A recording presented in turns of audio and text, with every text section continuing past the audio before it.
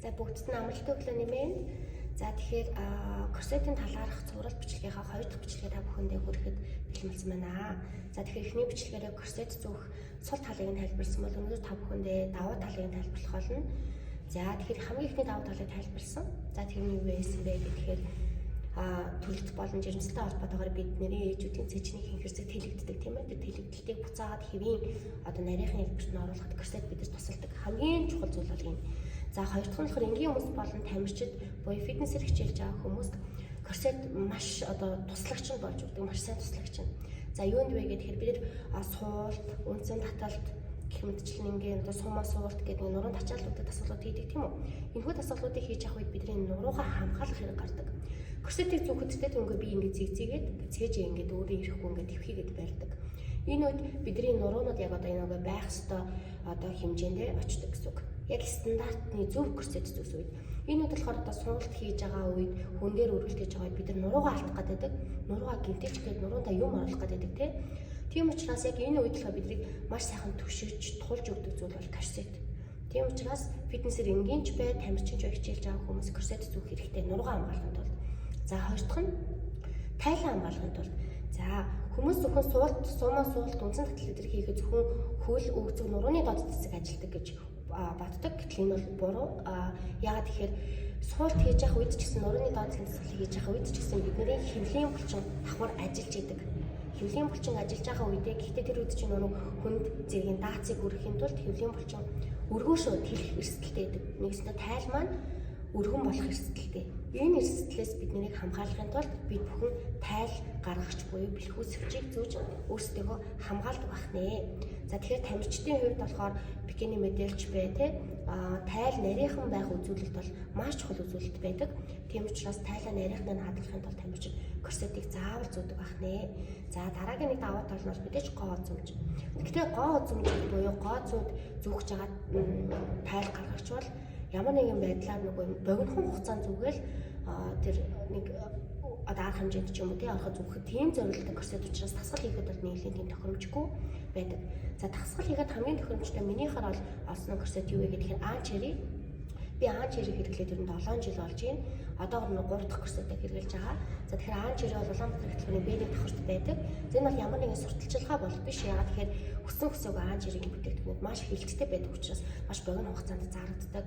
Тэгээд сайзууд нь олдохгүй тий заавал захиалж авах жишээлбэл тийм зүйлүүд байдаг шүү. За мөн би хувийн тасгалжуулалт хийдэг хүмүүстэй мөн Анчериг зөвлөдөг. За тэгвэл Анчеригийн онцлог юу юм гэхээр яг хүний биеийн физиологийн стандартад нийцсэн учраас ямар ч бариу жижиг корсет зүүсэн цэжний хинхэрсэг тэгж ингэж хавчигдаж тавгүй өргөж ингэ тухгүй тавчтуу мэдрэмж бол төрдөггүй байх нэ. За тэгвэл корсетийг зөв зүүх, буруу зүүх гэдэг асуудал гарч ирнэ тийм үү? За тэгэхээр корсетийг зөв зүүн гэдэг нь юу юм бэ гэхээр хугацаа нь маш чухал гэдэг. За их хугацааны талаар ярив. За корсетний хугацааг ярих юм материалыг ярих хэрэгтэй. За корсет бол хоёр төрлийн материалтай байдаг. Нэг нь амьсгалдаг, нэг нь амьсгалдаггүй буюу бага зэргийн хөлөрөгдөг, ийм тасгалын зориулалттай хөлөрөгдөг. За тасгалын зориулалттай хөлөрөгдөг корсетийг 4-6 цаг зүүх. Харин амьсгалдаг энэ материалыг максимум 6-8 цаг зүүх боломжтой байдаг. За тэгвэл эхлээд бид нар хүүхдийг бор хоолнд оруулахдаа бандаг нэг халбагаар нь тасгаж өгдөг тийм. Эхний өдөр нэг халбаг, 2 халбаг, 3 халбаг гэдэг. Яг үүнтэй адилхан корсетийг мөн тасгаж зүүн. Эхний өдөр нь 30-аас 1 цаг, 30 минутаас 1 цаг, 2 дахь өдөр нь 1 цаг, 3 дахь өдөр нь 1 цагаас 1 цаг 30 минут шиг юм ингээд багаар тасгаж зүүн гэсэн.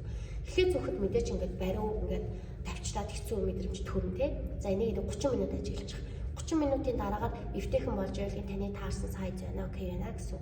За тэр өдрөө тайлчих. За маргааш нь дахиад зүү 45 минут болгоод уртсах тий. Тэгээд хэрвээ тэр корсет дэгэндээ танд орж байгаа бол таарнаа л гэсэн. Жохон ихэндээ нөгөө нэг юм тавчдах мэдрэмж төрж болно. За ингээд сайзыг тааруулчих нэ. За зөв хугацаанд буюу хугацаагаа тааруулаад зүүчих нэ. За тэгвэл яг одоо миний зүүж байгаа корсет бол амьсгалдаг. Тасгалын зориулалттай богино загвар нь. За энэ бол миний 2 дахь корсет. Хамгийн анхны корсет бол ийм цайвар цагаан өнгөтэй корсет зүүдэг гэсэн. Тэр корсет маань одоо нэлээд муутсан. Тэгээ 2XS нэлээд жижигхэн байсан учраас одоо төрснийхаа дараа би энэ корсетийг авсан байгаа. За энэ корсет бол хамгийн анх төрсний дараа л орохгүй байсан. За тэрний дараа засаглаа хийж эхлэхэд хамгийн захын дэгэнд нь орсон.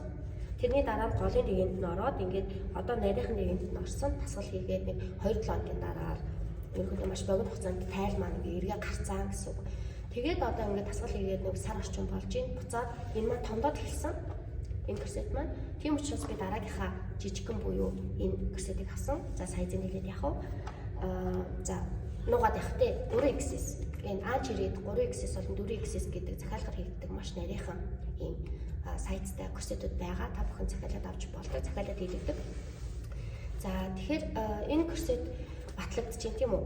Ингээд цахаасаа эхлээд энэ зайд байж байгаад гол руу ороод захраа ороод энэ нь томдоод буцаад жижиг корсет руу орж ийна гэдэг чинь аан-чирээ үр дүнгээ өгч ийна гэсэн үг. Бидний бэлхүүсийг нарийсгаж чадчихна гэсэн үг. Тэгэхээр энэ ялцчгүй үр дүнтэй. Тийм учраас би хувийн тасгалжуулалт хийдэг хүмүүстээ бүгдээр энэ корсетийг зөвлөдөг байгаа. За яг өөртөө таарсан корсетийг зөв цагаар зүүхэд бол буруу юм огтгож байхгүй, муу зүйлч байхгүй. За дараагийн нэг зүйл болохоор энэ бол урт загвар нь тасгалах зорилготой урт загвар, энэ бол богино загвар. Тэгэхээр өөрийнхөө биеийн онцлогт тааруулаад корсетээ сонгож аваарай. За мөн А-чирийг сонгосон дараагийн нэг шалтгаан бол А-чирийн худалдагч эмэгтэй бол та бүхний зориод очиход маш гоё зөвлөдөг. Юунд хэрэглэж чинь ямар зорилгоор корсет зөвлөж чинь тийм учраас тэр хүмүүсээр тааруулаад өөрийнхөө яг сайзыг тааруулаад аваарай гэж хэлмээр байна.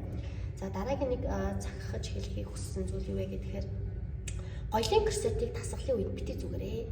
Тэр бол ямар нэгэн байдлаар нурууч хамгаалахгүй зөв гой сайхан харагдахад л одоо зориулагдсан корсет байдаг шүү гэж хэлмээр байна. Ингээд дараагийнхаа бичлэгээр уулзъя. Надтай хамт идэг бүх хөт бүсгүүчүүдтэй баярлалаа. Мөн амжилт хүсье. Баяр таа.